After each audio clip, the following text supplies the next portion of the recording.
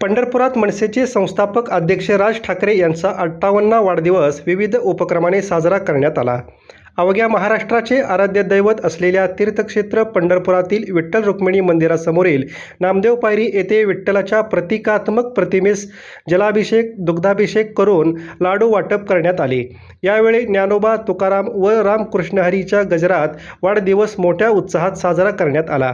मनसे नेते दिलीप बापू धोत्रे यांच्या मार्गदर्शनाखाली हा कार्यक्रम संपन्न झाला।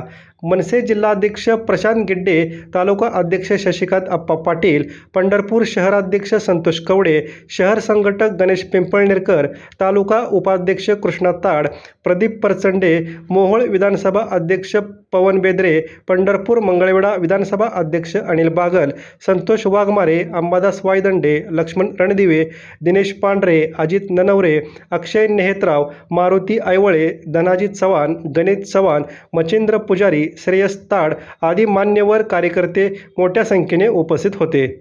महाराष्ट्र सेनेचे संस्थापक अध्यक्ष माननीय राजसाहेब यांच्या वाढदिवसानिमित्त महाराष्ट्र सेनेचे मनसेचे नेते दिलीप बापू धोत्रे यांच्या मार्गदर्शनाखाली आज पंढरपूर येथे महाआरती करून राजसाहेबाला शुभेच्छा देतोय।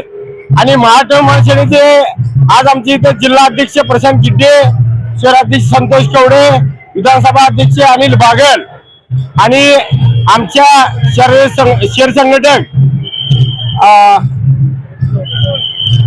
गणेश पिंपळकर व सर्व कार्यकर्ते आज आम्ही महाअभिषेक मान्य राजसाहेबांचा अख्ख्या महाराष्ट्रामध्ये वाढदिवस हा कुठं कटआउट न लावता, कुठं पेट्रोलचा आज 5 रुपये दर कमी, कुठं खाऊ वाटप, आज आमचे सकाळपासून कार्यक्रम हा पहिला कार्यक्रम आहे। संध्याकाळी आश्रम शाळेमध्ये 7 वाजता जेवणाचा कार्यक्रम ठेवलेला आहे।